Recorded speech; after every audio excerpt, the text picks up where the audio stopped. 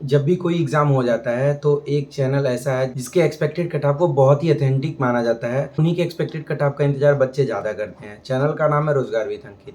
तो इस बार जब पेपर खत्म हुआ तो एक्सपेक्टेड कट ऑफ चैनल द्वारा नहीं बताया गया, ना करेक्ट नहीं बताया गया, ये कह के कि अभी तो कहीं न कहीं मुझे ये जानकारी नहीं है कि कितने क्वेश्चन गलत हो रहे हैं, कितने क्वेश्चन ऐसे हैं जो भर्ती बोर्ड द्वारा उनके आंसर की में गलत बताए जाएँगे। तो उन्होंने बताया था कि जब आंसर की आ जाएगी उसके बाद बच्चे आपत्ति कर देंगे तो ये पता चल जाएगा कि कितने क्वेश्चन गलत हैं, और गलत क्वेश्चनों को कम करने के बाद जब सर्वे कराया जाएगा गूगल फॉर्म के दौरान तभी मैं बता पाऊँगा। तो ये सर्वे फाइनली कंप्लीट हो चुका है, क्योंकि पाँचों दिन के 10 शिफ्ट का आंसर की जारी कर दिया गया है। सब लोगों को पता चल गया कि वो कितने पानी में हैं। वो लोग अच्छे से मिला के ये देख लिए हैं कि कितने नंबर वाक़ई में कम हो रहे हैं, कितने नंबर फर्जी में कम हो रहे थे। इसके बाद एक एक्सपेक्टेड कट ऑफ तैयार किया गया है, मतलब एक ऐसा मॉडल तैयार किया है जिसको देख के आप ये समझ सकते हैं कि किस तारीख को किस शिफ्ट में कितने नंबर एवरेज लोग किए थे। उस इस पूरे चीज़ों को देख के कहीं न कहीं ये अंदाज़ा लग रहा है कि लगभग-लगभग सब लोग ऐसे हैं जो ये दिखा रहे हैं कि हम 194 से 95 नंबर का सही किए हैं। तो जबकि ऐसा होता नहीं है।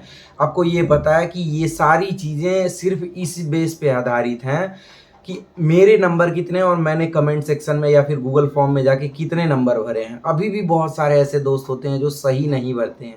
ये हमेशा ध्यान रखिएगा। अगर वो सही नहीं भरेंगे तो कोई भी कोचिंग संचालक, कोई भी टीचर आपको सही जवाब नहीं दे पाएगा कि कितने क्वेश्चन पे मेरिट जा सकती है, कितने क्वेश्चन पे कट ऑफ लग सकती है।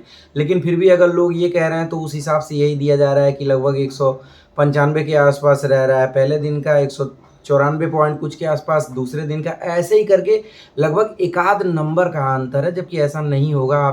अब देखिएगा कि जब फाइनल रिजल्ट आएगा तो नंबर का बहुत ही अंतर रहेगा, मतलब 2-2 3-3 नंबर, 4-4 नंबर का तो अंतर रहेगा ही। कैटेगरी वाइज जो मेरिट आती है उसमें मैं एक चीज़ ज़रूर बताना चाहूँगा कि लड़कियों का जो कट ऑफ है कि लड़कियों का कितना नंबर है तो वो रनिंग कर सकती हैं, उससे संबंधित वीडियो मैंने चैनल पे अपलोड कर दिया है, लोग देख भी रहे हैं। लेकिन अब ये बात आ जा रही है कि सर आपने लड़कियों का तो बता दिया, लड़कों का तो बताया ही नहीं। तो देखो, लड़के बहुत अच्छे से जान रहे हैं कि कंपटीशन बहुत ज़्यादा है। पूरे वैकेंसी का लगभग 85% ही सीटें लड़कों को मिलेंगी, क्योंकि 15% सीट लड़कियों के लिए आरक्षित है। अब इम्पॉर्टेंट ये हो जाता है कि उसमें भी कैटेगरी वाइज सीटें बटी हुई हैं। कैटेगरी वाइज सीटें बँटने के बाद भी ये है कि बहुत सारे टॉपर पड़े हैं, बहुत सारे ऐसे हैं जो पहली बार तैयारी कर रहे थे, बहुत सारे बच्चे ऐसे हैं जो डर गए, अपना 100% नहीं दे पाए। तो सब चीज़ों को ध्यान में रखते हुए ये मैं ज़रूर कह सकता हूँ कि अगर आप जनरल वर्ग से हैं तो कम से कम 100 क्वेश्चन कम से कम ऊपर ही हो जाए तो कोई दिक्कत नहीं है।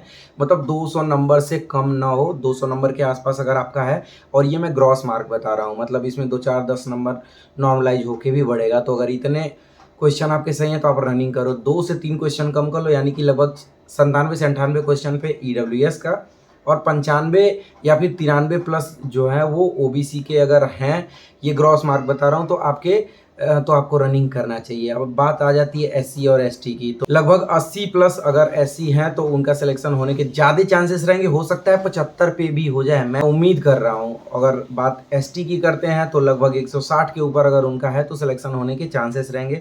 एक बार मैं फिर भी कहूँगा कि अगर इससे 2-4 क्वेश्चन आगे पीछे है तभी आप रनिंग करो, क्योंकि अगर रनिंग का मौका मिल जाता है तो ये अफ़सोस नहीं होना चाहिए कि मैंने तो रनिंग ही नहीं कंप्लीट कर पाया, या मैंने रनिंग का प्रैक्टिस ही नहीं करा। अगर नहीं मिलता है तो कोई बात नहीं, ये मान लेंगे कि इतना मेहनत पेपर में किए, पेपर में नहीं हुआ तो यार 1 आध महीना रनिंग का तो दे ही सकते हैं अपने लिए। ये भी कहना उचित नहीं होगा कि यार अगर नहीं होगा तो कम से कम फ़िटनेस तो सही हो जाएगा। शायद ये कहना गलत बात होगी। फ़िटनेस तो वैसे भी आप बना लोगे यार, उसके लिए ज़रूरी नहीं है कि पागलों की तरह जाके दौड़ो ही। लेकिन हाँ, इतना ज़रूर कहूँगा कि अगर मौका मिलता है तो ये अफ़सोस नहीं होना चाहिए, नहीं तो ज़िंदगी भर की टीस रह जाएगी कि अगर मैं दौड़ा होता तो मेरा सिलेक्शन हो गया होता। तो बस इन्हीं सारे चीज़ों को ध्यान में रखते हुए आप रनिंग करिए। बाकी सब चीज़ें ऊपर वाले के हाथ में है, क्या होना है, कैसे होना है, कब होगा, ये सारी चीज़ें लिखी हुई हैं। बस हमारे हाथ में होता है मेहनत करना। तो पेपर के दौरान हम लोगों ने ये प्रूव किया कि हम मेहनत कर सकते हैं और औकात से बढ़ के कर सकते हैं। तो बस रनिंग में भी यही प्रूव करके दिखाना है कि हम अपनी मेहनत को आगे भी कंटिन्यू कर सकते हैं। आपके पास 24 घंटे हैं, सोने, खाने, पीने, घूमने के बाद आपको मात्र 1 से 1.5 घंटा निकालना है रनिंग के लिए, और उसके बाद का बचा हुआ टाइम आपको अपने एग्ज़ाम की तैयारी पे ध्यान रखना है, अपने एग्ज़ाम में लगाना है। एग्ज़ाम में इस वजह से कि आने वाले समय में बहुत सारी वैकेंसी आ रही हैं, जिसमें 40,000 से ज़्यादा यूपी पुलिस में, यूपीएसआई, जेल वार्डर, ये सारी चीज़ें मिला के ढेर सारी वैकेंसी आ रही हैं। लगभग सबका सिलेबस एक ही है। लगभग 7,000 से ज़्यादा लेखपाल के भी पद आ रहे हैं। तो अच्छे से अगर पढ़ोगे तो इसमें नहीं तो किसी और में आपका एक सीट फिक्स ही हो जाएगा। बस उस समय का इंतज़ार करना है, क्योंकि लक्ष्य तक पहुँचने में ढेर सारी बाधाएँ आएँगी। उन बाधाओं को दूर करने के लिए आपको एकदम खली की तरह सीना तान के चलना पड़ेगा और इन सारी चीज़ों से लड़ना पड़ेगा। तो अगर आप लड़ने के लिए तैयार हो तो तैयारी अच्छे से करिए। उम्मीद है कि आपको वीडियो पसंद आया होगा। अगर वीडियो पसंद आता है तो चैनल को सब्सक्राइब कर लीजिएगा, लेकिन वीडियो को लाइक ज़रूर करिएगा। मिलते हैं अगले वीडियो में, तब तक के लिए अपना ध्यान रखिएगा। Bye bye.